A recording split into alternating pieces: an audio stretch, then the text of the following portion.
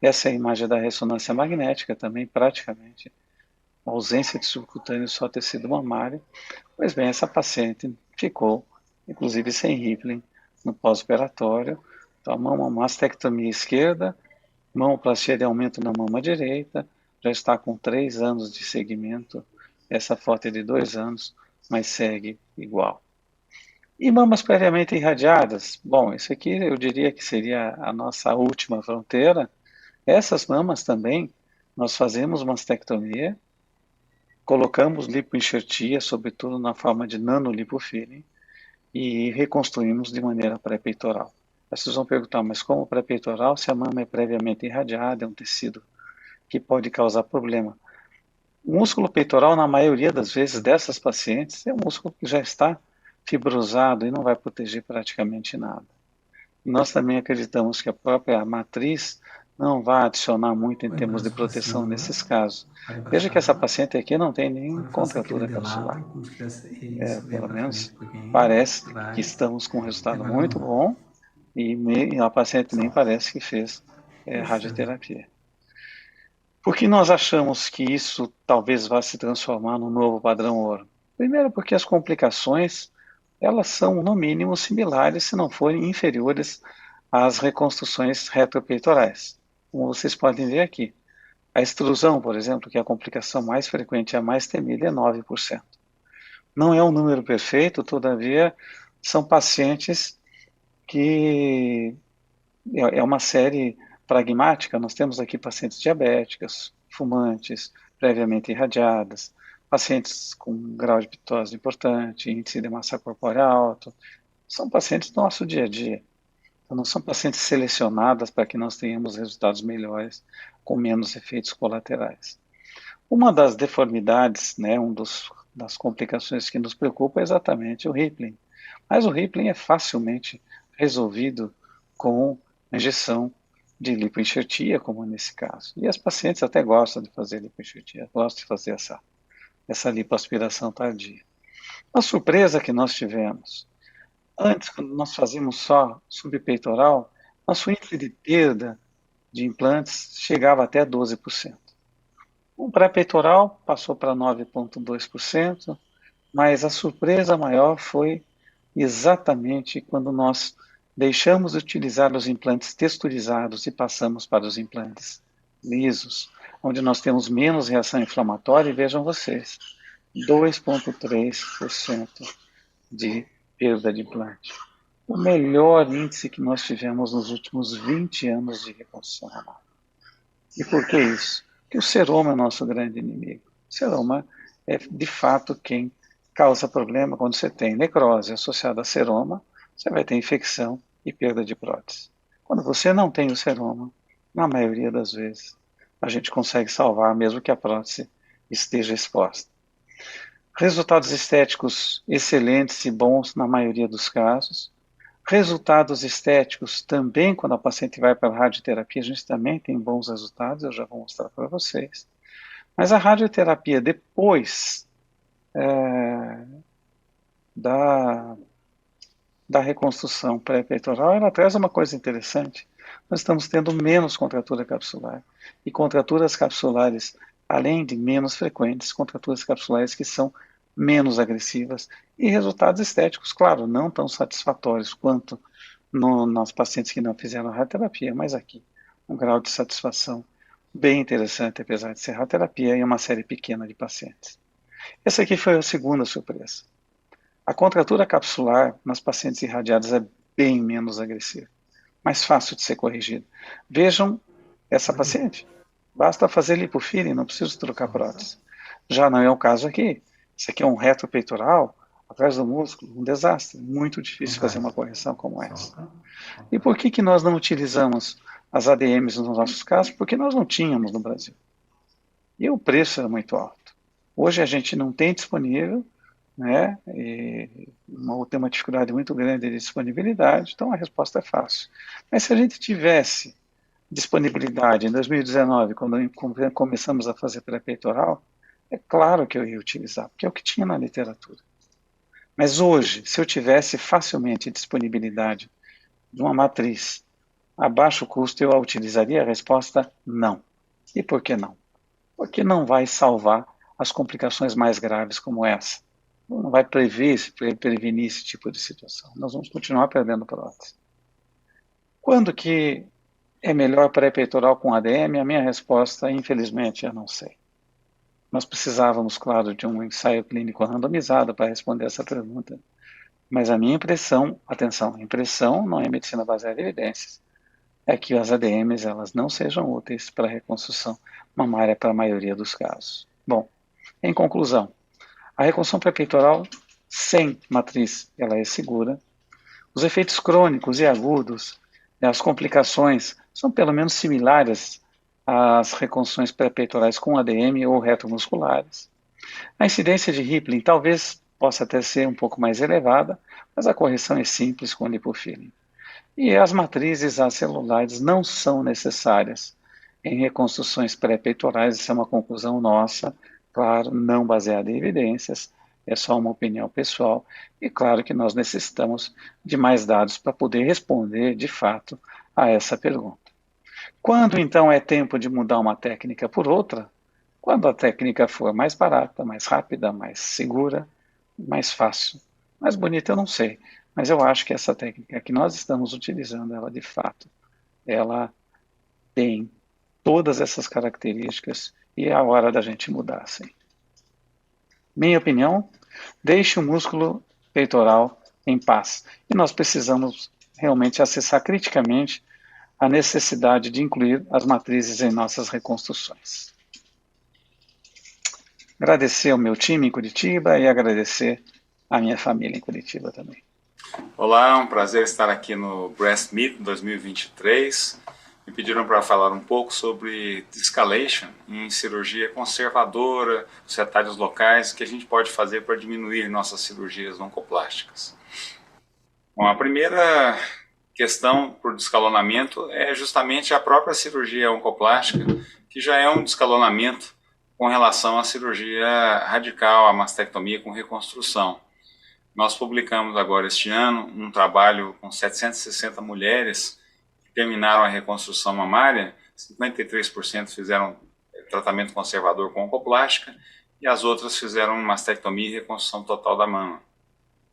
E o que a gente percebeu é que as pacientes estavam muito mais satisfeitas com o tratamento conservador, com a cirurgia oncoplástica, em quase todos os domínios do breast kill, tinham muito menos complicações, as pacientes faziam tratamento conservador, não tinha impacto na sobrevida, na recidiva local, e as pacientes que faziam mastectomia necessitavam fazer várias, na maioria das vezes, mais de uma cirurgia, múltiplas cirurgias, e a cirurgia conservadora necessitava de uma quantidade muito menor de cirurgias para terminar o processo. Então, já é uma grande vantagem, um grande escalonamento se a gente conseguir evitar mastectomias e substituir por reconstruções parciais da mama. Mesmo nesses casos de tumores grandes, a gente pode muitas vezes evitar uma mastectomia com o auxílio da cirurgia oncoplástica. Existem algumas técnicas principais de cirurgia oncoplástica, que são as mamoplastias, são técnicas de deslocamento de volume.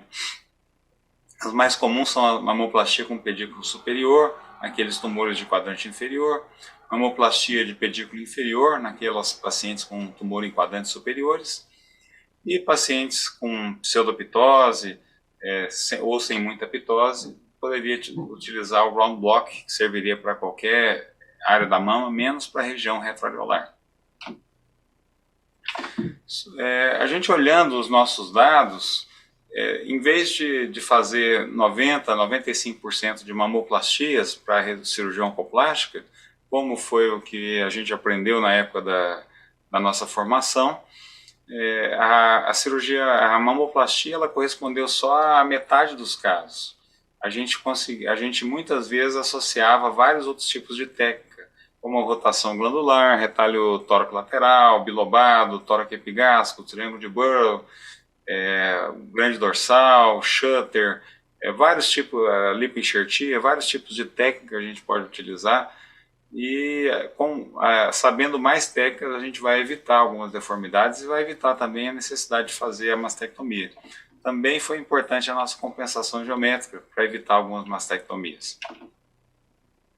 Se a gente pegar só os tumores acima de 5 centímetros, que seria considerado como oncoplastia extrema, quando a gente olha na literatura, a taxa de tratamento conservador nesses casos é de 10 a 18% nos trabalhos. E nos nossos casos, a gente conseguiu 32% de tratamento conservador nessa oncoplastia extrema. Isso já é um descalonamento muito grande. Esses pacientes com tumor localmente avançado, todos necessitam de radioterapia. O normal seria colocar um expansor, depois trocar o expansor por prótese. 20% não consegue trocar por prótese, acaba tendo que fazer um retalho miocutâneo. Depois ela faz simetrização, reconstrução do mamilo, tem contratura, perde a prótese. Então é uma confusão. E a gente conseguir fazer um tratamento conservador é uma grande vantagem para essas pacientes. A gente teve uma taxa muito baixa de recisão, de conversão para mastectomia. Então foi bastante interessante essa opção nossa aqui. Então nós temos, na verdade, vários tipos de técnica, não só as mamoplastias, como a gente aprendeu. A mamoplastia seria apenas um dos tipos de volume displacement, que seria o deslocamento de volume. Mas tem outras técnicas de reposição de volume, onde entram aí esses retalhos locais. Algumas técnicas interessantes, que eu acho que são bem simples e que podem ser úteis para os colegas para evitar alguma deformidade em cirurgia oncoplástica, seria a rotação glandular, em vez de ter aquela incisão radiada, que desvia o mamilo para o lado do defeito. Para esses tumores pequenos, de 1, 2 centímetros, às vezes até 3 centímetros, a gente pode fazer uma incisão periareolar ou parareolar, descolar um pouco a pele do tecido glandular, evitar descolar a parte profunda e fazer uma pequena incisão radiada. Quando a gente faz a incisão no tecido glandular de forma radiada, facilita a nossa remontagem da mama, porque basta aproximar os pilares, fica muito mais simples, a gente evita um afundamento. E se a gente não faz a incisão radiada na pele, a gente evita aquele deslocamento do mamilo. Então é algo bem simples que a gente pode fazer e que pode evitar aí deformidades. O grande problema é que, se forem grandes deslocamentos glandulares, nós corremos risco de necrose gordurosa. Por exemplo, essa paciente, uma foto 6 meses após a rádio, nem dá para ver qual foi a mama que ela operou. E depois de alguns anos, a gente percebe claramente a mama esquerda bastante retraída, endurecida, por causa de necrose gordurosa. Isso aconteceu em 8 a 9% desses casos de rotação glandular. Então não é uma boa técnica para pacientes que têm mamas muito lipossubstituídas, pacientes idosas ou tabagistas. É melhor a gente utilizar se a gente quiser evitar o deslocamento de volume, a gente pode reposicionar o complexo areopapilar para o lado contrário da cicatriz, desepitelizando aí 2, 3 centímetros, e a gente já consegue um efeito parecido. Então é preferível uma cicatriz radiada nesse tipo de mama do que esses tipos de deformidades. Outra técnica de retalhos aí que a gente pode utilizar, que é bem interessante, são as rotações dermoglandulares. Além de rodar o tecido glandular, a gente pode rodar o tecido, a derme junto, que vai trazer mais vascularização. Também permite a ressecção de pele em caso de tumores com comprometimento de pele ou que estão muito próximos à pele. Aí um exemplo seria no quadrante superomedial, o triângulo de Burrow. Nós fazemos 2 triângulos, um de cabeça para baixo sobre o defeito e outro de cabeça para cima na região axilar. Um triângulo consegue compensar o outro. Nesse caso aqui, por exemplo, uma paciente que tinha um tumor de 5 centímetros e a gente quase não percebe mudança de volume. Ele não dá um volume tão grande assim, esse talvez seja o limite. Normalmente é tumores de 3, 4 centímetros. E quando a gente precisa de mais volume, é preferível utilizar outras técnicas. A técnica de rotação também pode ser bem interessante. A gente pode retirar o tumor como uma forma de um triângulo, como uma fatia de pizza, e deslocar uma parte da mama junto com a glândula para a área do defeito. O segredo é que a área de descolamento deve ser pelo menos 3 ou 4 vezes maior do que a base do triângulo, para que a gente possa acomodar bem e evitar deformidades. Técnica Shutter, que permite essa ressecção em meia-lua, no quadrante superolateral, uma técnica que eu aprendi na Alemanha com o Dr. Aldrich. A técnica do plug flap é bem interessante, foi desenvolvida aí pelo Dr. Dyer de Brasília, e ele faz uma mamoplastia e deixa uma ilha de pele que pode ser levada à área do defeito. Para algumas regiões, como região central, região de quadrantes superiores, ela é bem interessante, permite aí corrigir esses tumores localmente avançados, mas no caso de algumas localizações, por exemplo, nos pilares, passa a ser perigoso, porque nós temos uma grande redução da vascularização, cicatrizes paralelas, a gente pode ter também necrose de pele. Então não serve para todos os casos, mas é interessante. O retalho tóraco-epigástrico, aí são técnicas de reposição de volume propriamente dito. A gente pode fazer o retalho tóraco-epigástrico de forma como um retalho de rotação. Nesse caso, a gente tira aí a região do epigastro e roda para o lado do defeito, quadrante ínfero-lateral, ínfero-medial. Atualmente tem sido chamado de LICAP, ICAP ou MICAP, dependendo da zona do defeito, se é mais lateral, central ou medial. O retalho tóraco-lateral, nesse caso aí de rotação, uma rotação aí até de 90 graus, com a pele da lateral do tórax. Esse retalho também tóraco-lateral ele pode ser feito em forma de avanço, com fechamento em VY, os quadrantes mediais. E hoje em dia a tendência é mudar um pouco a nomenclatura.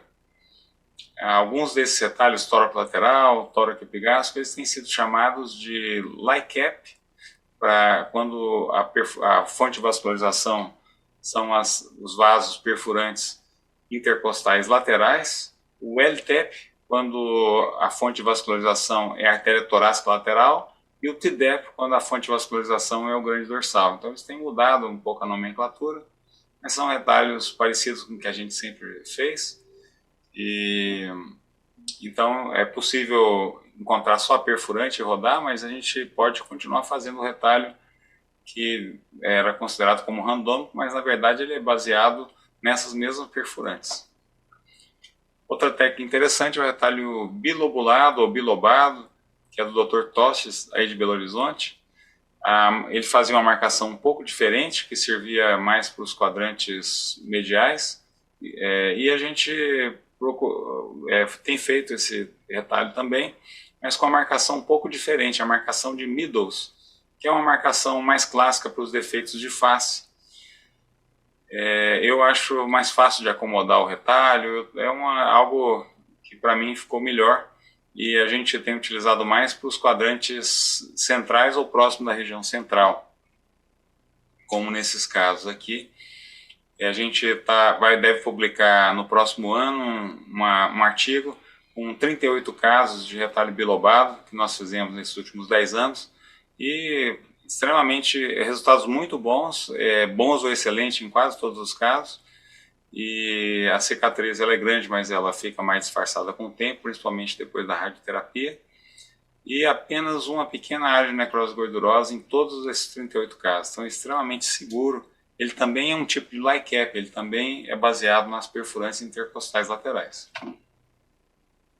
Outra técnica que nós utilizamos bastante para tratamento conservador seria a associação com lipoenxertia. Então aquelas mesmas técnicas que nós mostramos, todas as técnicas anteriores que nós mostramos, principalmente as técnicas de rotação glandular, podem ser associadas com lipoenxertia. Quando o defeito é muito grande, a gente precisa repor um pouco mais de volume. A lipoenxertia isolada não corrige o defeito, a gente precisa ainda aproximar os tecidos, fazer algum outro tipo de técnica, porque nós não podemos injetar a gordura na área onde foi retirado o defeito. Nós temos que injetar a gordura em algum tecido que vai ser vascularizado e vai nutrir esse enxerto. Então, alguns casos, lesões grandes em mamas pequenas, que a gente consegue fazer tratamento conservador associando a lipoenxertia. A compensação geométrica não é bem um retalho local, é um tipo de mamoplastia, mas ela foi bastante interessante nesses tumores muito grandes para evitar uma mastectomia. Por exemplo, essa é uma paciente com tumor de 6,5 centímetros na região central e quadrante interno, superinterno da mama direita, fez a quimioterapia neoadjuvante, não teve resposta, a pele estava espessada, a gente retirou toda a pele da região central, e a compensação geométrica, ela funciona da seguinte maneira: em vez de retirar aquele triângulo inferior, que normalmente é retirado nas mamoplastias, a gente preserva e transfere essa ressecção para a área do tumor.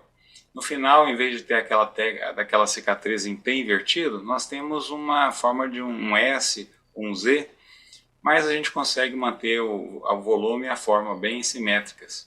Como não é uma técnica também que exige grandes descolamentos de tecido, a gente tem muito pouca necrose gordurosa, praticamente não tem necrose gordurosa. Nós tivemos 90% de resultados bons ou excelentes. Esse aqui é o resultado, por exemplo, após 6 meses da radioterapia, e aqui é o resultado após 10 anos da radioterapia. É uma técnica bastante interessante. Publicamos 17 casos em 2014 no Journal of Surgical Oncology, depois publicamos 73 casos, algumas modificações, alguns detalhes técnicos para melhorar o resultado. Eu convido vocês a ler o artigo. E nesses últimos anos a gente teve uma nova modificação da compensação geométrica, que é a compensação geométrica disfarçada, que em vez de ressecar a pele e o tecido glandular, nós fazemos o mesmo tipo de ressecção, só que ressecando apenas o tecido glandular. E esse pilar da mamoplastia, que normalmente ficaria apenas o pilar e poderia necrosar se ele fosse fechado sob tensão, a gente pode aumentar a vascularização, mantendo esse triângulo inferior preso nesse pilar da mamoplastia, e as perfurantes intercostais vão aumentar a sua taxa de vascularização. Então nós publicamos 25 casos dessa compensação geométrica disfarçada, nenhum caso de necrose no T da mamoplastia. Nós publicamos 25 casos e a metade era de tumores localmente avançados ou multicêntricos. A média do tamanho do tumor foi quase 5 centímetros. Nós tivemos 95% de resultados bons ou excelentes pela escala de Harris e o BCCT. Aqui são alguns exemplos. E no final a gente fica com o aspecto de uma mamoplastia clássica. Eu queria agradecer o convite, a oportunidade de estar aqui no Breast Meet. A gente acredita que a cirurgia oncoplástica seja uma forma muito importante de descalonamento da comorbidade para as pacientes. A gente pode oferecer a mesma chance de cura com cirurgias menos complexas do que uma mastectomia e com melhor qualidade de vida para as pacientes. Isso aí é só uma promoção do nosso curso. A gente tem uma modalidade presencial e outra virtual. Eu convido vocês a entrar no site, a conhecer mais o curso, e também a conhecer o oncoplast.com, que é um site que nós criamos no início da pandemia para ajudar os colegas interessados em reconstrução mamária e oncoplastia. Hoje nós temos milhares de colegas de todo mundo acessando esse site diariamente. Muito obrigado, bom congresso e um abraço a todos. Olá, mais uma vez, muito obrigado por participar do Breast Meet. Obrigado, Henrique, meu grande amigo. E abordando esse tema, descalonamento na oncoplastia, mamoplastia redutora seguida de mastectomia, poupadura de pele de complexo papilar versus mastectomia com reconstrução. Então foi desenhado esse cenário. Eu tenho essa paciente que teria uma indicação de mamoplastia redutora. Eu vou fazer nessa paciente que vocês estão vendo aqui uma mamoplastia redutora seguida de mastectomia poupadura do complexo papilar, ou faço nela uma mastectomia de imediato, com uma reconstrução, quer seja ela com expansor, quer seja ela com retalho miocutâneo, uma confecção do complexo papilar tardiamente. Então, esse é o cenário. O que é descalonar neste sentido? Não? E nós podemos ter, dentro desses dois cenários, então, a situação da cirurgia redutora de risco, onde a paciente é mutada, ela não apresenta doença, mas posso estar de frente com uma paciente com câncer de mama, que ela precisa de um tratamento para o câncer de mama e apresenta uma mama de grande volume. O que melhor fazer para essa paciente? O que é descalonar nesta situação?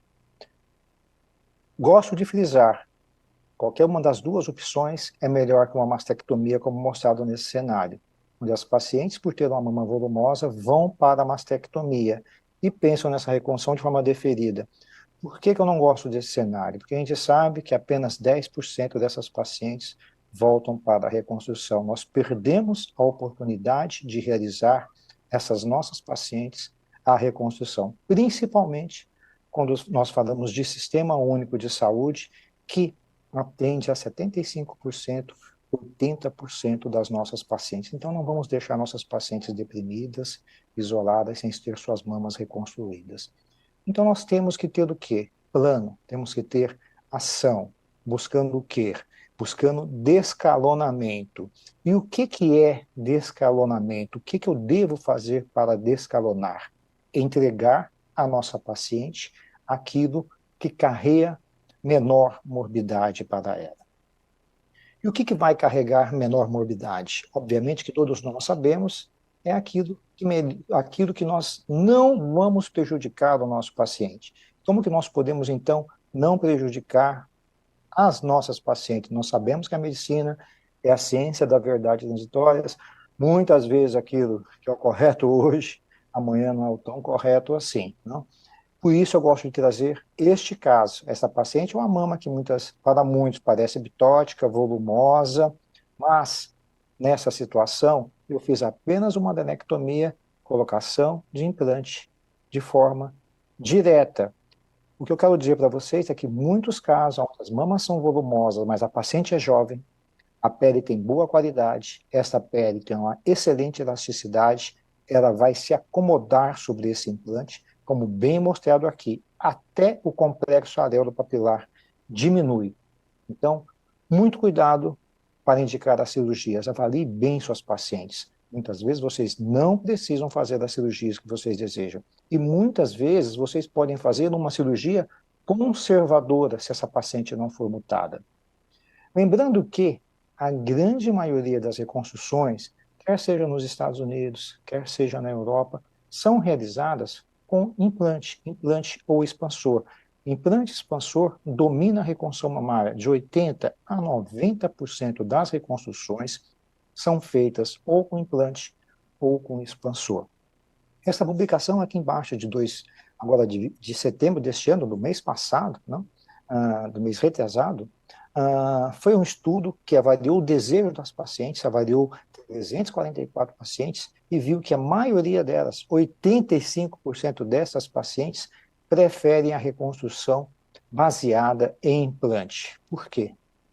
Porque quando você expõe para ela o risco da morbidade do abdômen, que pode acontecer em até 25% na realização de um TRAN, elas vão preferir a reconstrução com implante. E quando você vai expõe para ela que até 30% delas, que faz um TRAN, por exemplo, vai ter uma morbidade que requer uma segunda cirurgia, que é maior do que aquela com implante, que é 15%, ela também prefere o implante. Então, não só o cirurgião prefere implante, como as nossas pacientes também têm preferência por implante. E o caminho do implante, aparentemente, é o caminho do descalonamento, mesmo que seja seguida de uma mamoplastia redutora. Quando nós observamos esse estudo, é um estudo muito interessante, um estudo de segmento de 2 anos, comparando face-to-face, várias técnicas de cirurgia, desde o implante direto, o uso de expansor e todas as modalidades de retalho, a gente observa na primeira linha que qualquer tipo de complicação na reconstrução direta com implante ou com expansor gira em no máximo 30%, e quando nós olhamos os retalhos miocutâneos, chega a 35%, 40% de complicação. A complicação, então, com os retalhos, mesmo com o latíssimo do dorso chegando a 40%, é maior do que aquela observada quando nós realizamos a reconstrução com os implantes. Quando a gente observa, na segunda linha agora, complicações que levaram à reoperação, a gente observa que nos implantes diretos ou expansores, gira ao redor de 15%, 18%, e nas reconstruções com os retalhos miocutâneos, vocês reparam que quando nós usamos o retalho do reto abdominal, gira ao redor de 27%, 30%, e quando nós utilizamos o latíssimo do dorso, 14%. Então, a reconstrução com implante se encontra num excelente cenário, por isso que ela tem a preferência não só da equipe médica, como também dos cirurgiões, sempre preferindo esse tipo de reconstrução. Quando nós fazemos nesse mesmo estudo, então, uma variação de odds ratio, a gente observa que o odds ratio da reconstrução com implante é de 1 e todos os outros com retalho miocutâneo de 1,8 a 4,7, muito mais elevado do que aquela com a utilização dos implantes. E os fatores de risco, obviamente, que devem sempre ser levados em consideração. Eu gosto sempre de frisar que aquela paciente que tem diabetes, que é tabagista, essa é uma paciente de grande risco para complicação, principalmente quando nós pensamos em retalhos miocutâneos. Essas pacientes vão ter um odds ratio de 1,4 a 2,6, e se tiver um cenário de radioterapia aqui ao redor de 2 vezes. Então, muito cuidado, principalmente quando nós estivermos num cenário onde nós vamos realizar a radioterapia. Então, exemplificando um caso, uma paciente com a mama com determinado volume, ela é uma paciente mutada, nós realizamos uma mamoplastia redutora nessa paciente, diminuímos o volume mamário, e no momento oportuno, levamos essa paciente para uma adenectomia com reconstrução com implante, e você entrega para a paciente uma cirurgia segura, com baixa morbidade, baixa taxa de complicação e excelente resultado. Um outro caso, uma mama mais pitótica, onde você realiza uma mamoplastia redutora, segundo tempo, adenectomia com colocação com implante, e entrega à paciente uma cirurgia de morbidade extremamente baixa e resultado muito satisfatório. Agora aqui um caso diferente, um outro do cenário, onde nós temos uma paciente mutada de BRCA, mas que nos chega no consultório com câncer multifocal. Essa paciente vai para a adenectomia, como nós vamos mostrar. Então ela fez o quê? Faz uma oncoplastia, realizamos a cirurgia dela, entregamos a ela um bom resultado. Vocês reparam que nós fazemos uma mamoplastia já bem acentuada, deixamos pouco volume mamário, um envelope cutâneo bem confortável. Agora essa paciente vai para uma segunda cirurgia, adenectomia com colocação de implante. Não vamos discutir plano de colocação de plano, que não é o motivo dessa apresentação, mas pode ser pré-peitoral ou retropeitoral, vai depender da indicação do indivíduo, da paciente e da preferência do médico. E com isso você faz a adenectomia na incisão que você tiver a preferência, usando a vertical, usando o suco intramamário, pele areolar, e entrega ao paciente um excelente resultado, como aqui mostrado. Esse estudo do Gunnarsson, de 2017, trazendo 27 casos, olha que interessante. Olha a taxa de complicação, nada de complicação. Olha a taxa de sucesso da reconstrução, todas foram reconstruídas. Então, é uma cirurgia extremamente segura. Muitos vão perguntar, mas quanto tempo depois realizamos a reconstrução? Se a gente observar no estudo do Gunnarsson, nós tivemos aqui uma média, né, para a realização da nipple sparing de 105 a 266 dias, então variou aí ao redor de 4 meses, 3 meses a 4 meses, é um período ideal para realizar essa reconstrução. Um estudo agora recente, de 22, com 39 casos, traz os mesmos resultados, uma casuística um pouco maior, mas trazendo os mesmos resultados. E a única complicação que esse autor apresentou foi pequena necrose parcial de complexo papilar, mas que evoluiu com cicatrização apenas com curativos. Então, é uma técnica segura que podemos usar de forma de quando tiver indicação, e vamos ter excelentes resultados, como eu mostrei para vocês nestes casos anteriores. Esse estudo agora de 2023, também acabou de ser publicado, comparou o quê? A reconstrução imediata e a reconstrução, que ele chama de Delayed Immediate Autologous Breast Reconstruction, com retalho miocutâneo. E olha o que ele observou. Quando nós comparamos a reconstrução imediata com a reconstrução tardia com o retalho miocutâneo, não é tardia, é delayed, um pouco depois, não? Difícil de traduzir esse Delayed Immediate Reconstruction, a gente observa o quê? Que na reconstrução imediata com retalho miocutâneo, nós vamos ter sempre uma taxa de complicação maior. Então, qualquer tipo de complicação, 31 contra 14, reoperação 20 contra 3,2, complicação de cicatrização 18, 4,8, complicação que levou a paciente a reop, 9% contra 0, necrose do retário, 20 contra 0, necrose do CAP, 10 contra 1,6. Então, se eu faço uma nipple sparing e quero reconstruir com retário miocutâneo imediato, não é uma boa ideia. Não é uma boa saída. Podemos fazer, mas não numa mama volumosa. E o autor traz essa conclusão, que a reconstrução mamária autóloga imediata após nipple sparing alivia muitos problemas observados com expansores de tecido e reconstrução autóloga tardia. Porém, a necrose do retário cutâneo na mastectomia vai ocorrer numa taxa significativamente maior após a reconstrução autóloga imediata. Muitas vezes, ela pode ser tratada de forma conservadora? Pode, mas não deixa de ser uma complicação, temos que tomar muito cuidado frente a esta conduta.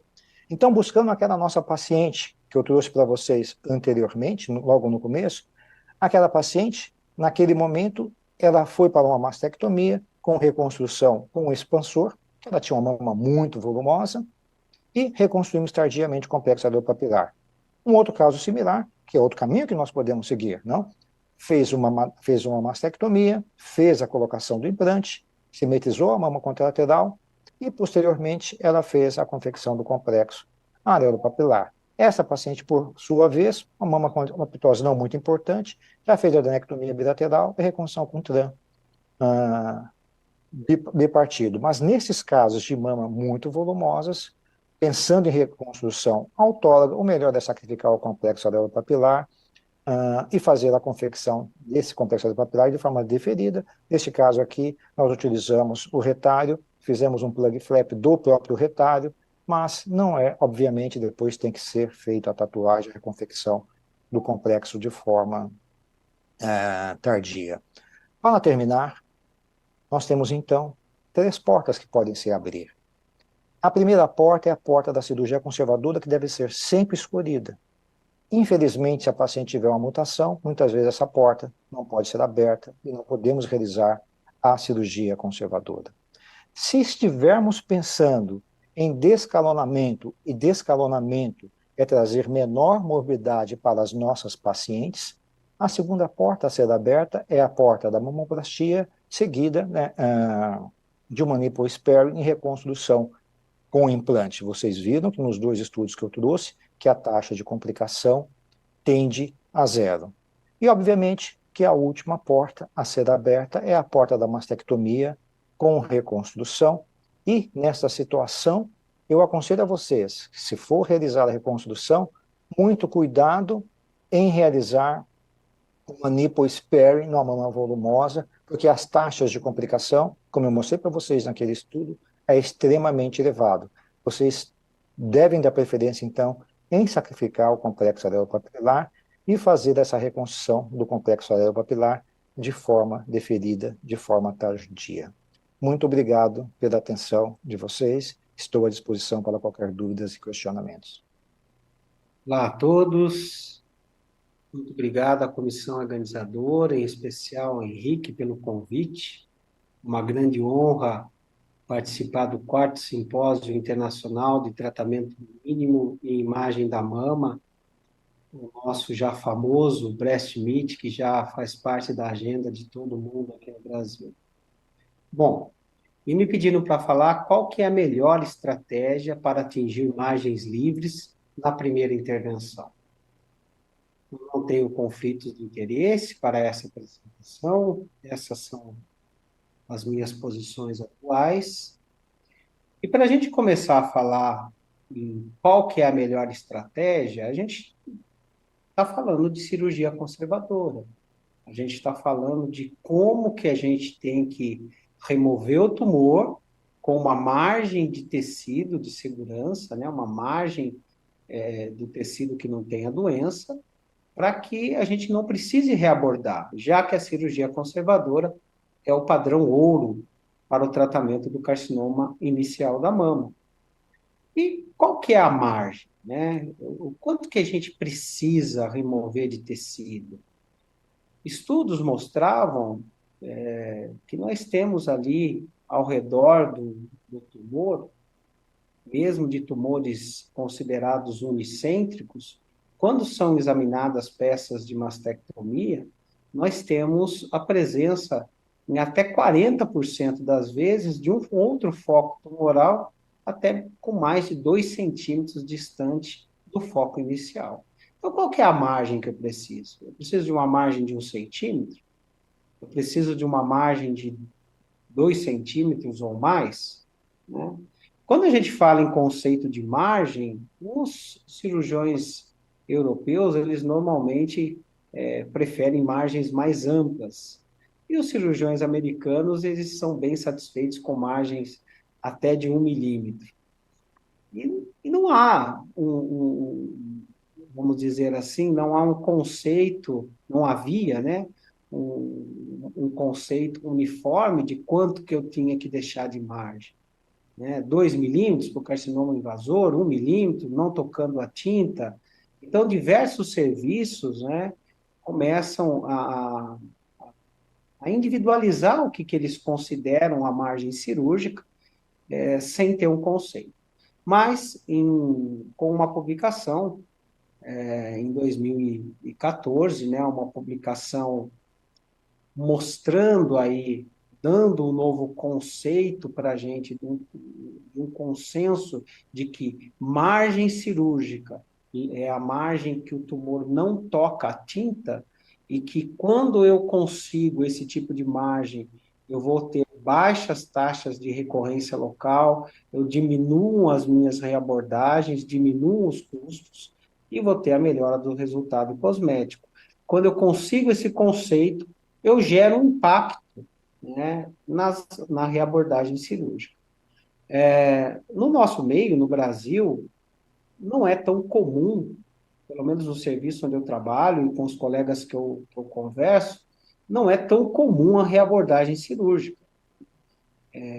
Mas na Europa, nos Estados Unidos, a reabordagem para uma margem, para conseguir uma margem cirúrgica livre, ela não é desprezível.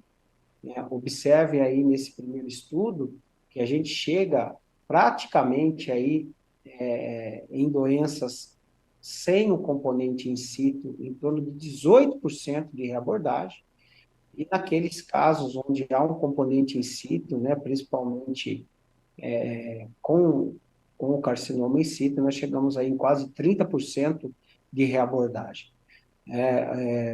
Esse segundo trabalho mostrando que nos centros públicos a reabordagem chega aí em torno de 19% antes do guideline de não tocar a tinta, né? E após essa mudança de paradigma, a gente consegue aí em torno de 17% apenas. Ainda é um número elevado. Em serviços privados, chega a quase 1/3 das pacientes reabordando, e quando se adota esse conceito de não tocar a tinta, isso cai para 1/4 das pacientes. Essa daqui é uma meta-análise, né, mostrando que após a publicação, em 2014, desse consenso de que margens livres seriam as margens que não tocam a tinta, houve uma diminuição na taxa de reoperação, na taxa de intervenção das pacientes para a obtenção de uma margem livre. Bom, se nós estamos falando que nós queremos obter uma margem livre, se a gente está falando que a gente não quer, que a gente quer evitar a reabordagem cirúrgica dessas pacientes, nós temos que falar no planejamento da nossa cirurgia conservadora. E como que nós vamos planejar essa cirurgia conservadora? Né? Nós vamos planejar essa cirurgia conservadora para identificar e delimitar a extensão tumoral.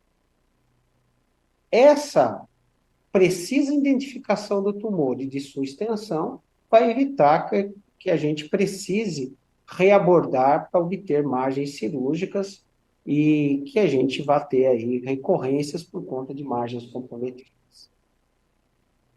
Bom, e a pergunta que a gente vai fazer é: a mamografia é suficiente para a gente conseguir esse planejamento para a cirurgia conservadora? Nós sabemos que a sensibilidade mamográfica, ela aumenta com a substituição da mama pela gordura e diminui com a quantidade de tecido fibroglandular. Então, nós variamos aí de uma sensibilidade da gente achar uma lesão e delimitar uma lesão em torno de 100% na mama categoria A, que é aquela mama totalmente substituída, para uma sensibilidade quase que de cara e coroa na mama que é a categoria D, a mama extremamente densa. E quando a gente investiga, pelo menos a nossa população, né, e vai ver a população que teve câncer de mama, qual que é o padrão de mama dessas pacientes? E a gente vê que praticamente 57% das pacientes com câncer de mama possuem mamas padrão C, padrão D, mamas densas, diminuindo a sensibilidade da mamografia na delimitação da lesão, na identificação da lesão. Então, aqui de propósito, veja se vocês conseguem enxergar a estrelinha cinza. Na mama C, a gente ainda vê ela mais ou menos ali no quadrante superior, mas na mama D a gente já nem consegue enxergar.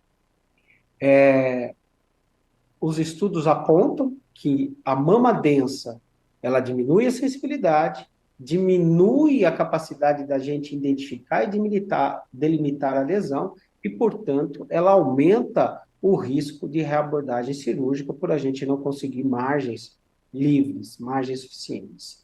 Aqui um outro trabalho falando que o fato da mama ser densa, ela é um fator de risco independente para a recorrência local. Então, se eu tenho mama densa, eu vou começar a ter que lançar mão de um outro método de imagem que consiga localizar essa lesão. E a ultrassonografia vai muito bem. Veja, aquele nódulo que tinha a mesma densidade do tecido glandular, a mamografia, agora que eu uso o ultrassom, esse nódulo ele tem uma cor mais escura do que o tecido glandular, a ultrassonografia. Ele é um nódulo mais hipogênico do que o resto do tecido.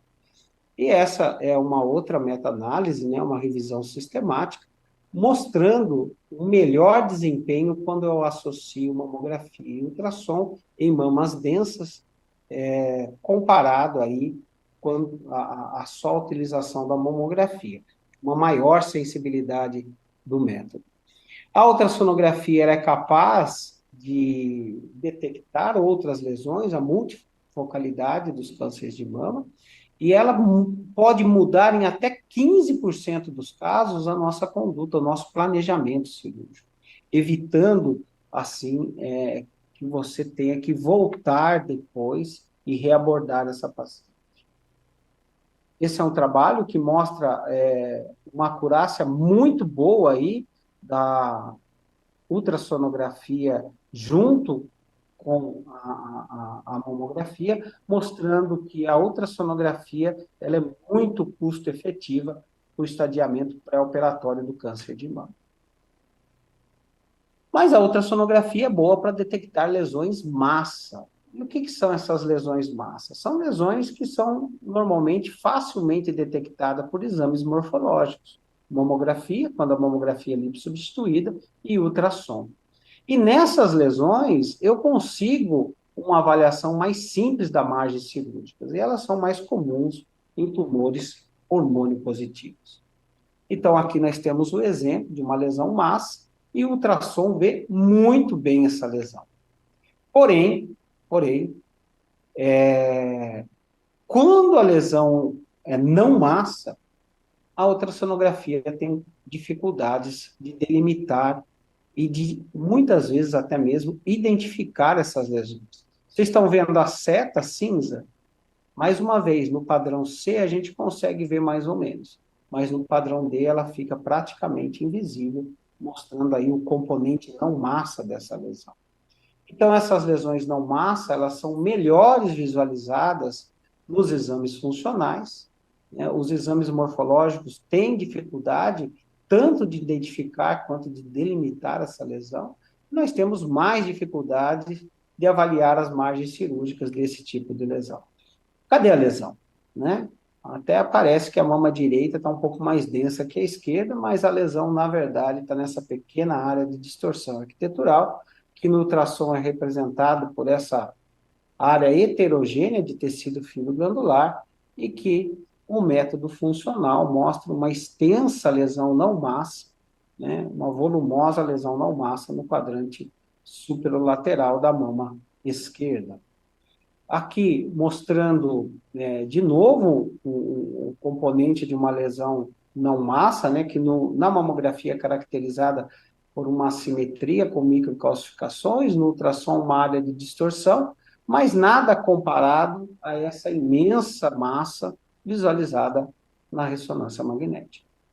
E esse é um estudo que mostra que você tem uma maior chance, né, de ter margens positivas quando você está de frente com uma lesão não massa.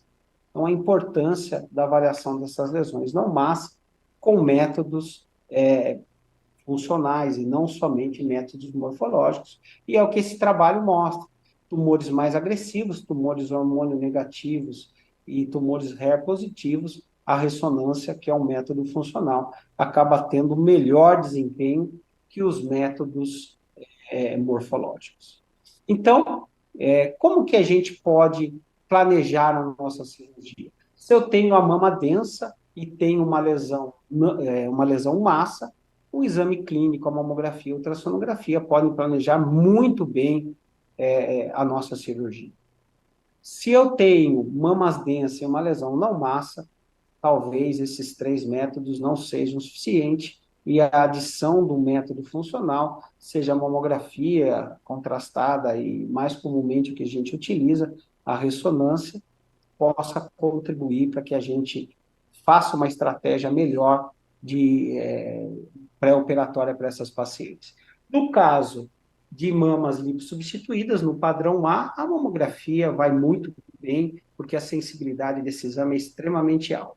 Já no padrão B, a sensibilidade cai para 83,9%, e talvez no caso de lesão não massa, também vale a pena a gente associar um método funcional. E o ultrassom, ele pode nos auxiliar no intraoperatório, né? Aqui, eu gosto desse estudo porque mostra que o treinamento do cirurgião pode ser feito de uma maneira muito simples e muito rápida. Você retira o tecido, faz o exame daquela peça e consegue avaliar de uma maneira muito simples as margens cirúrgicas ex vivo, né? Aqui eu vou passar um vídeo rapidinho mostrando essa avaliação de margens cirúrgicas para vocês verem como que é fácil, e eu confio mais nessas margens cirúrgicas visualizadas pela ultrassonografia do que no exame de congelação que a gente acaba enviando para o patologista.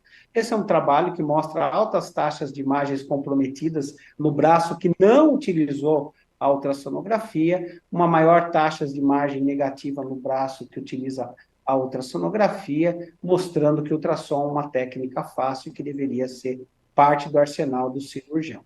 Então, a mamografia ela é suficiente para planejar a cirurgia conservadora? Depende da densidade mamária e do tipo da lesão, e o ultrassom, faz tempo que eu não consigo operar sem ultrassom na sala. Eu muito obrigado a todos, espero ter contribuído aí para esse excelente evento. Muito bom, dando continuidade, foram excelentes palestras, né? E assim a gente consegue ver que a gente consegue fazer o descalonamento, ele é possível, né? Inclusive quando a gente fala em oncoplastia, né? Vamos agora iniciar o debate, a gente tem 15 minutos aí, mantendo o horário para o debate. Então, nossa debatedora, a doutora Bárbara Passe Silva de Assis Carvalho, doutora em Medicina pela USP, presidente da Sociedade Brasileira de Mastologia Regional Minas, e da Sonar Medicina Diagnóstica. E o doutor Douglas de Miranda Pires, que é o chefe do Departamento de Mastologia e de Ginecologia da Santa Casa de Belo Horizonte, chefe da Clínica de Mastologia da Santa Casa de Belo Horizonte e coordenador do curso de aperfeiçoamento em reconstrução mamária e procedimentos minimamente invasivos em imagem da mama. Vamos iniciar pelas mulheres, né? Então, doutora Bárbara, você tem a palavra. Muito obrigada, Patrícia. Patrícia, mais uma vez, bom dia a todos. Parabenizar o Henrique, porque é o grande líder desse simpósio, e também a todos os palestrantes pelas brilhantes apresentações. Eu gostaria de fazer apenas alguns comentários e finalizando com algumas perguntas, já que nós estamos na última mesa e temos um tempinho. Então, Regis, você apresentou um dado que é muito importante, que você conseguiu fazer, né, o seu grupo conseguiu fazer 32% de cirurgias conservadoras, que você denominou oncoplastia extrema, em pacientes que deveriam ter sido submetidas à mastectomia, né? Então, isso nos deixa cada vez mais evidente a importância da capacitação que tem sido feita dos nossos mastologistas, né? Não só apenas nas residências, como nos cursos e nos fellows, o que cada vez consegue permite que nós possamos apresentar resultados cada vez melhores para as nossas pacientes. E parabenizá-lo, né? Você realmente é um inventor no bom sentido, você consegue publicar bastante e acabou publicando mais uma nova técnica que você chamou de compensação geométrica disfarçada. E eu não vou negar que eu fiquei muito satisfeita e quero me aprimorar nessa técnica, porque quando não era disfarçada, eu juro que, assim, como mulher, aquela cicatriz não me agradava muito. Então, tenho certeza que com essa nova técnica, nós vamos conseguir melhorar ainda mais a autoestima das nossas pacientes com o mesmo resultado oncológico que precisamos alcançar. Então, parabéns. Vilmar, você deixou bem claro, né? Primo non nocere. E o Douglas, às vezes, a gente entra no embate, e a gente que trabalha muito próximo, ele sabe como eu sou uma grande defensora do complexo areolo-mamilar. Eu costumo dizer que a mama sem areola e sem mamilo, muitas vezes ela é um volume, né? Ela não é uma mama, a gente tem um montinho, a gente tem um volume. Então, eu acho de extrema importância, sempre que possível, termos técnicas que permitam a preservação do campo. E a mamoplastia redutora, né? Pré-mastectomia, nos possibilita, nas mamas volumosas, fazer isso, né? Uma paciente que, teoricamente, teria que ir direto para mastectomia por impossibilidade cirúrgica preservar o câncer, quando é uma muito volumosa, muito pitótica, a gente tem a opção de fazer uma plastia redutora prévia. Eu tenho até um caso de uma paciente que estava com câncer, ela tem uma mutação, não queria de forma alguma perder o câncer. Eu fiz a mamoplastia redutora com quadrante e sentinela. Ela está em tratamento adjuvante e vai voltar após o término da químio para a gente fazer a mastectomia bilateral. Então, eu acho que a gente tem que abrir o nosso leque, abrir os nossos horizontes e oferecer para cada paciente individualizada as nossas opções, né? As melhores opções para cada uma. Agora, eu estou com um embate aqui, eu gostaria de saber, né, de todos aí da mesa, se acontece também. Eu estou com uma paciente mutada, já teve ano passado um câncer de intestino, que veio para fazer a cirurgia redutora de risco e teria indicação da mamoplastia redutora prévia. Só que a seguradora não autoriza, que fala que mamoplastia redutora não está no código, no rol da ANS. Então, a gente fica nesse embate também, o que fazer, né? Eu não sei se vocês também têm essa dificuldade. Será que eu vou ser obrigada a fazer uma mastectomia? É uma skin mastectomia, não a nipple, porque o plano de saúde não vai autorizar uma redutora pré-mastectomia. Então, eu queria saber dos colegas como que é a situação de vocês a respeito disso. E, por último, gostaria de fazer uma pergunta para o Cícero, que foi já essa mesa da reconstrução pré-peitoral, nós tivemos lá em São Paulo alguma coisa semelhante, e a plateia depois vai me perguntar, mas não tem como ser pré-peitoral para todas as pacientes. Claro que eu, Bárbara, também vejo que não. Eu queria ver se talvez um norte para ajudar na decisão entre uma reconstrução pré-peitoral ou retromuscular seria, por exemplo, a paciente que vai para a radioterapia pós-operatória, como tem geralmente muita contração do músculo peitoral, a gente tem visto que, apesar imaginarmos que teria mais extrusão, mais complicações, será que não seria melhor toda paciente que iria para a radioterapia fazer pré-PEC? E aquelas pacientes que não vão para a radioterapia, mas tem a pele flácida, um subcutâneo ruim, um retalho ruim, aí sim, O norte, qual seria? Retromuscular? Será que para facilitar o raciocínio de todos os colegas, isso seria talvez uma orientação? Então, seria isso minhas considerações, as minhas perguntas. Muito obrigada e muito feliz por estar participando dessa mesa. Excelentes colocações, Bárbara. Acho que a gente pode começar pelo Regis, né?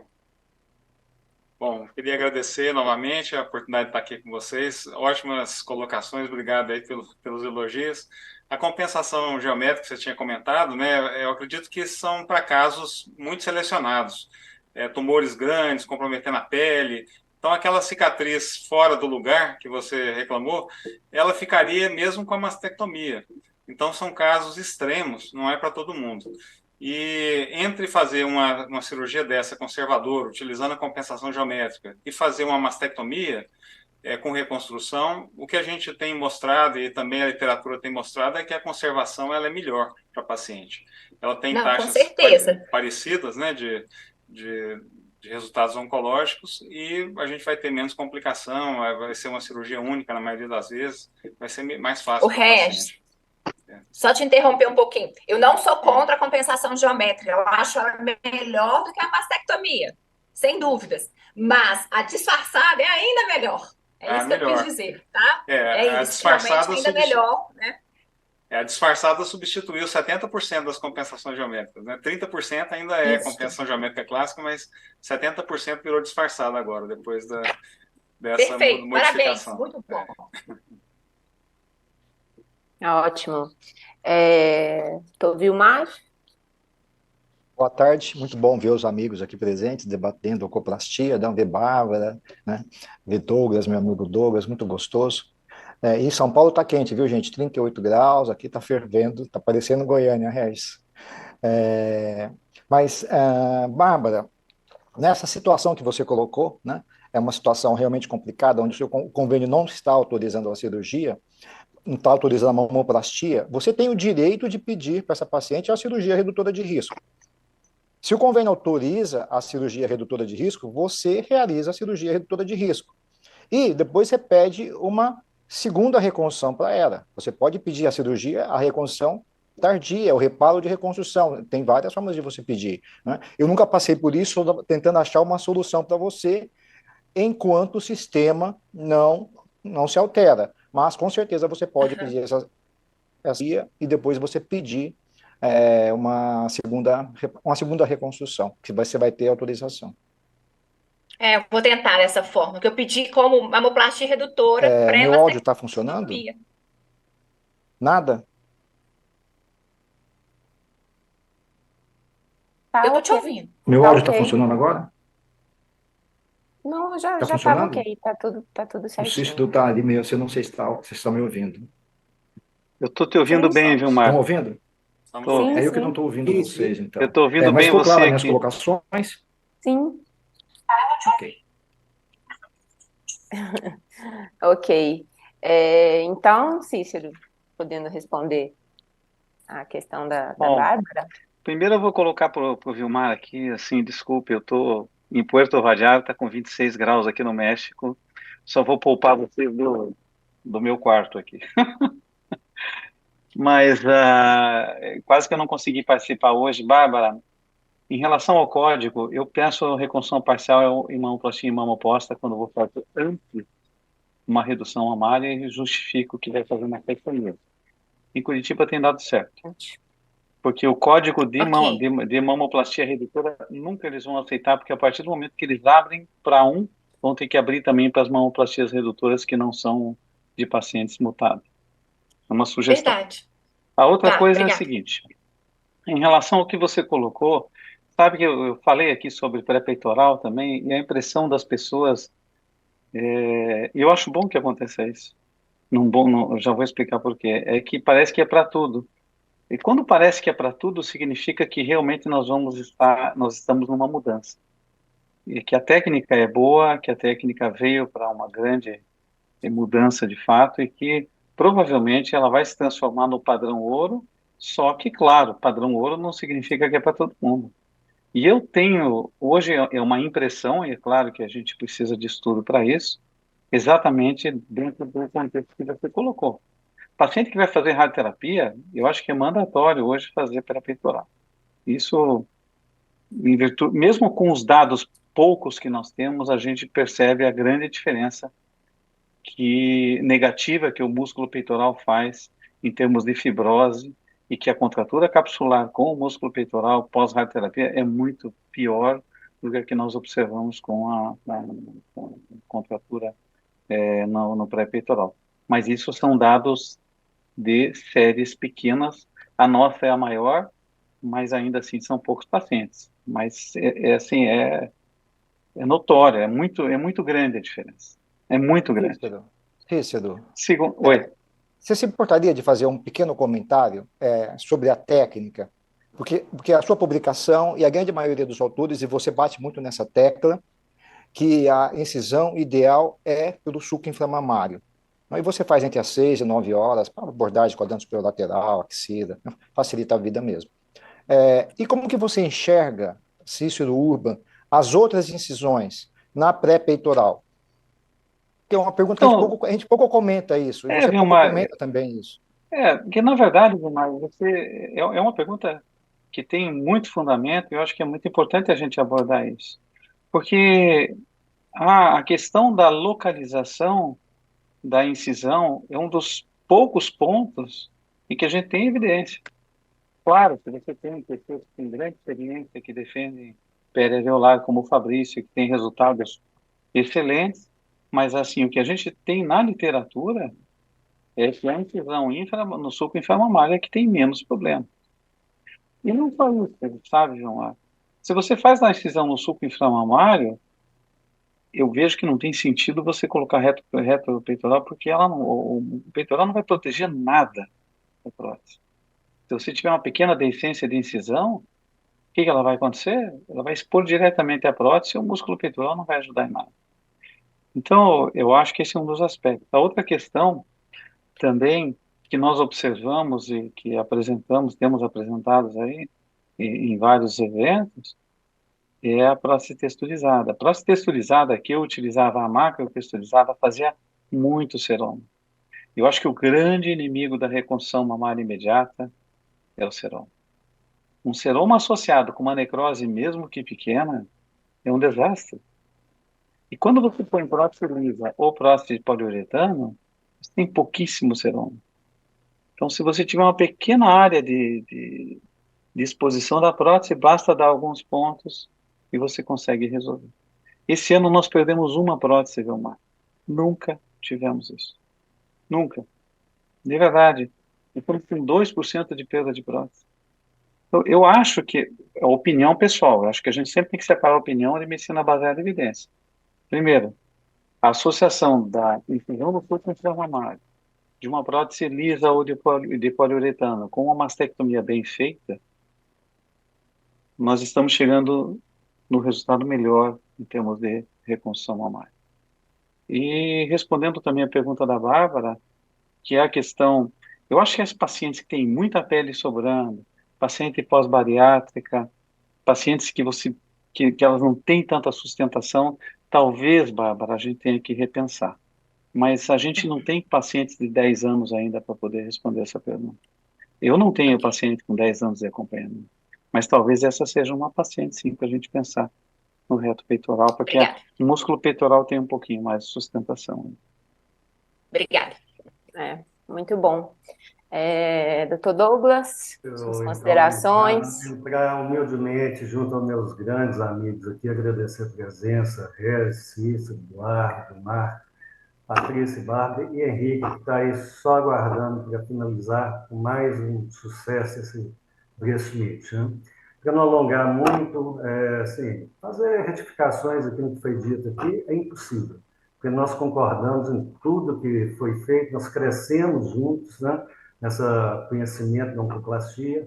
A oncoplastia é o descalonamento da cirurgia tradicional, não tem dúvida, com várias técnicas criadas por nós, por Harris, Cícero, Vilmar, assim, conseguindo fazer maravilhas com os resultados.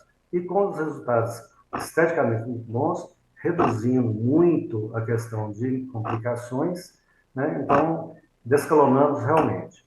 Alguns comentários rápidos aí para confirmar. Em relação a incisões, né, Cícero? Acho que também não há dúvida. A incisão é pelo sul, outras. Se for QSL, Bárbara briga comigo, não vai ter como fazer. Então, é muito mais trabalhosa, lógico, mas tudo que é mais trabalhoso, no final é mais gostoso, o resultado fica muito melhor. Acho que não há motivo.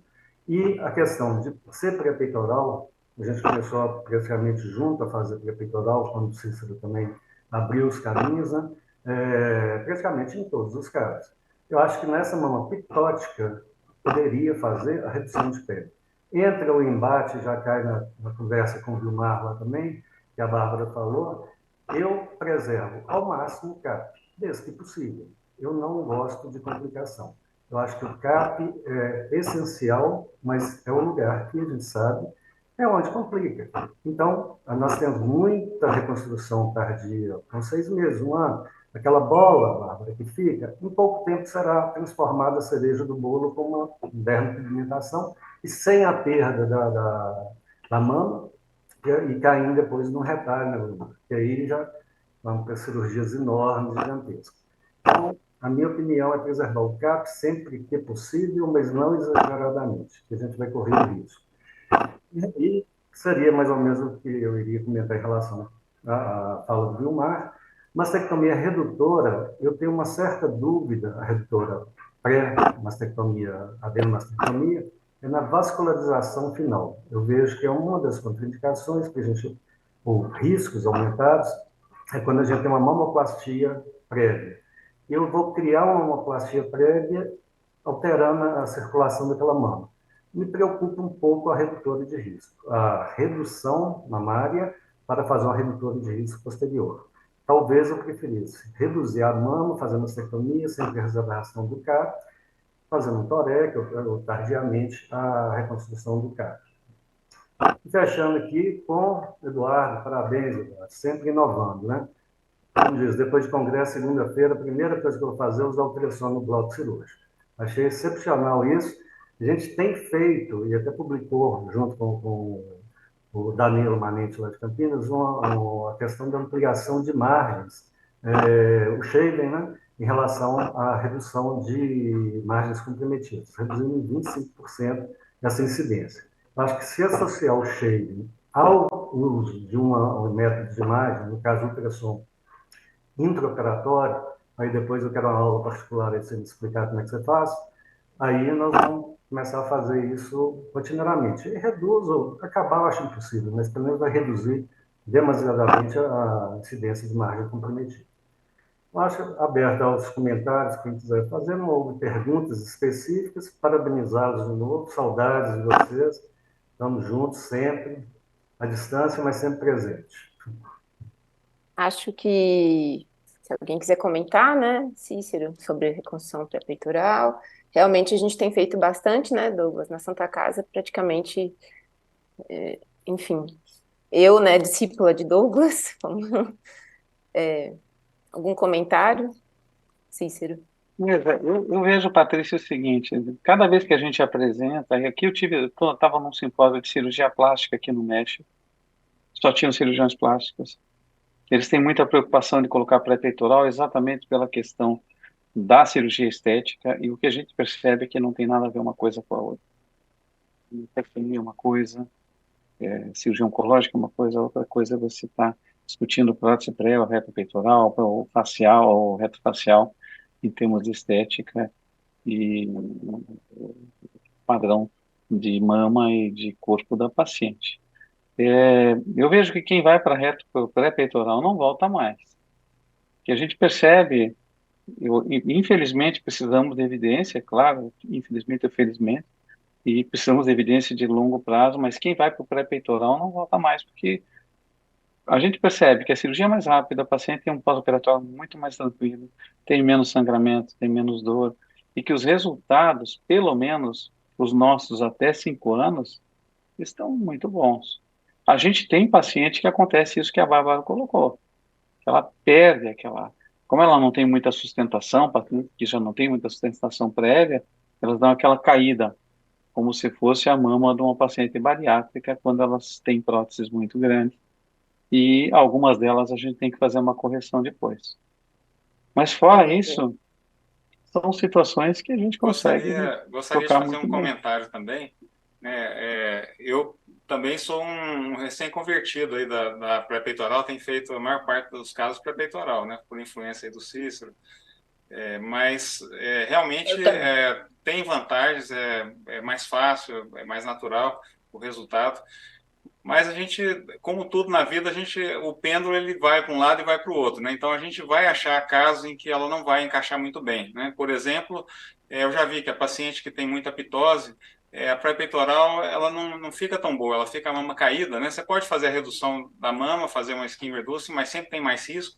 Em vez de fazer a skin reducing, eu prefiro fazer a subpeitoral e fixar o mamilo no músculo e a pele retrai, como o Vilmar mostrou, e na maioria das vezes a gente não precisa fazer aquela cicatriz em T, então é muito mais fácil. E tem casos também que o tecido é muito fino, é difícil depois você corrigir aquele rippling com a lipoenxertia se você não tem Isso aí. quase nada de tecido. Né? Então, para fazer a lipoenxertia, você precisa ter algum local para injetar também. Então, eu acho que tem casos, tem extremos, né, que a gente tem que, às vezes, preocupar e, de repente, o músculo pode ajudar, sim, né? Então, a gente vai descobrir aos poucos os casos que não vão ficar tão bons e que a gente, às vezes, vai voltar atrás. Eu já voltei atrás em alguns casos, né, eu acho que a gente vai descobrindo o nosso ponto. Agora, nós, como mastologistas, temos uma grande vantagem. A gente mesmo faz a nossa mastectomia. Então, eu tenho, por exemplo, colegas que às vezes eu vou fazer reconstrução e que eu já sei que o colega é muito radical, ele tira todo o subcutâneo da mama e que eu não posso usar nem a prótese direto, eu tenho que usar o expansor submuscular completo. Então, o plástico passa muito por isso. Né? A gente não passa tanto porque a gente mesmo faz a reconstrução. Mas às vezes eu reconstruo para outros colegas e depende de cada colega tem uma conduta na mastectomia ainda, faz a mastectomia de um jeito diferente. Então, a gente sabe que alguns casos são arriscados.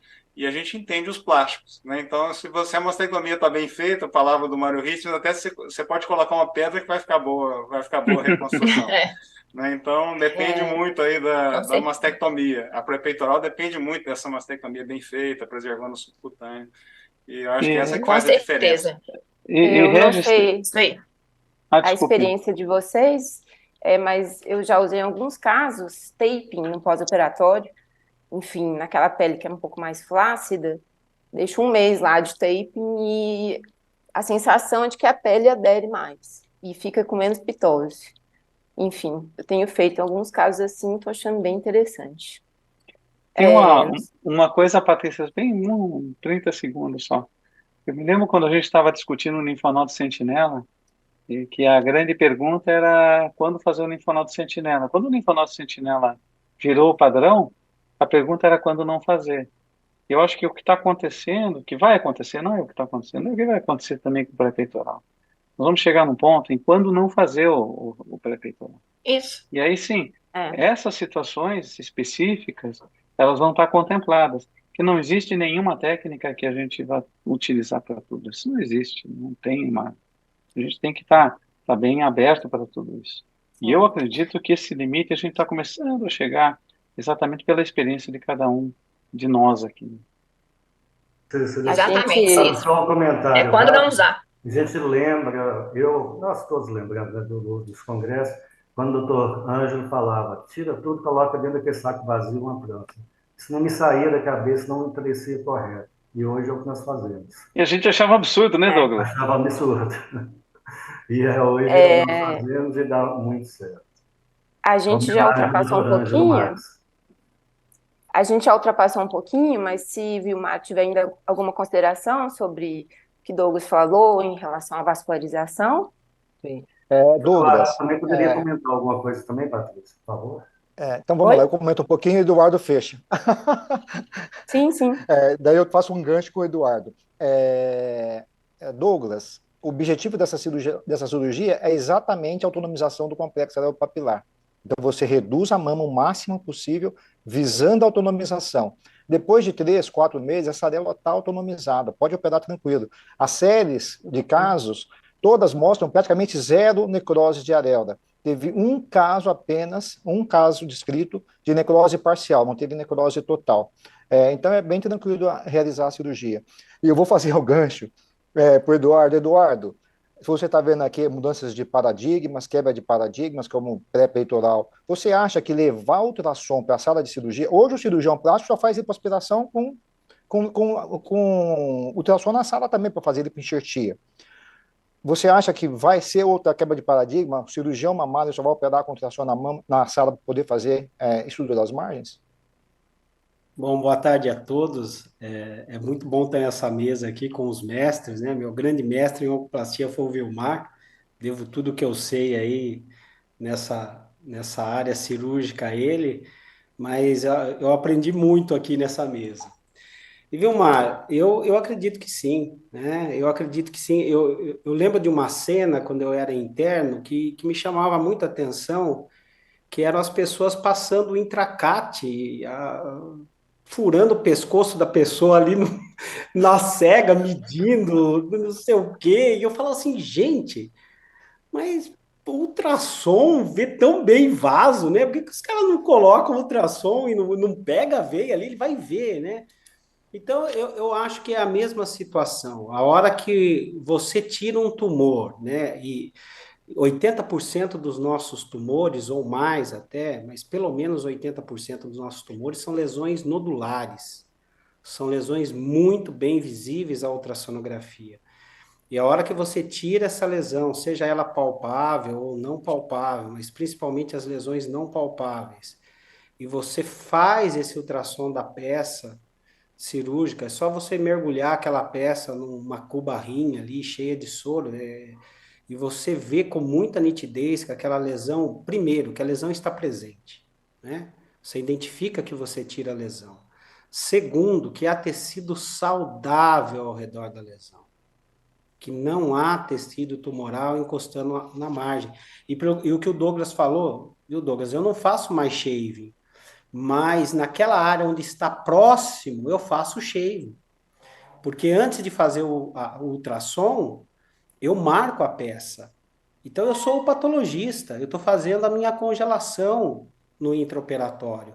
Eu estou avaliando o que é superior, o que é inferior, o que é superficial e profundo, o que é medial e lateral, e eu consigo, com isso, ampliar as margens que estão mais próximas, né? É lógico, Douglas, em algumas situações, principalmente, eu não tenho dúvida que o conceito lesão massa e não massa é um conceito que veio para ficar, porque essas lesões não massa, elas são terríveis, os nossos olhos não enxergam, o patologista tem dificuldade, só os métodos funcionais, eles conseguem delimitar melhor essas lesões do que os métodos morfológicos. Nessas lesões, nós vamos ter mais dificuldades de obter margens livres, tá? Mesmo usando ultrassom intraoperatório. Mas, sem dúvida, Vilmar, eu já não consigo, Vilmar, não consigo mesmo, me dá um desconforto enorme eu estar no centro cirúrgico e não ter ultrassom.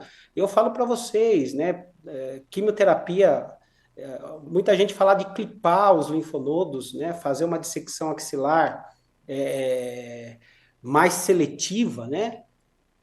Eu uso a ultrassonografia para fazer isso, né? Eu marco aquele linfonodo, mesmo que ele não core, ele tem um discreto espessamento da cortical, ele tem que sair. Então, eu acho que o ultrassom é uma ferramenta que pode nos ajudar muito. E sem Eduardo, me dúvida, tira o a bisturi, mas preservação. não me tira o ultrassom, né?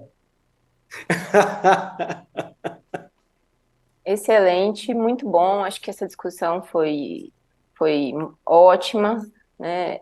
Essa questão do ultrassom realmente é sensacional e é uma coisa que a gente consegue, né? Fácil acesso, né? Todo mundo tem um ultrassom no bloco, né? Aquelas lesões com calcificação realmente que talvez, né?